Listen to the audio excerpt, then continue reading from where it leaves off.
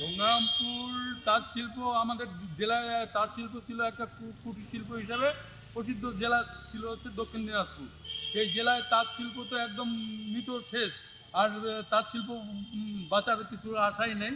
তারপরে আমাদের একটা হাব তৈরি হয়েছিল, মানে ঠ্যাঙাপাড়ায় একটা হাব, 60 কোটি টাকার একটা হাব তৈরি হয়েছিল। তাতে বড় বড় তৃণমূলের নেতারা ছিলেন এবং তাঁতি হিসাবে আমাদের রাজবংশী একজন ছিলেন, আর বিদ্যুৎ জয়দার, এই দুইজন কমিটিতে ছিল তাঁত শিল্প, মানে তাঁতি হিসাবে দুইজন কমিটিতে ছিল।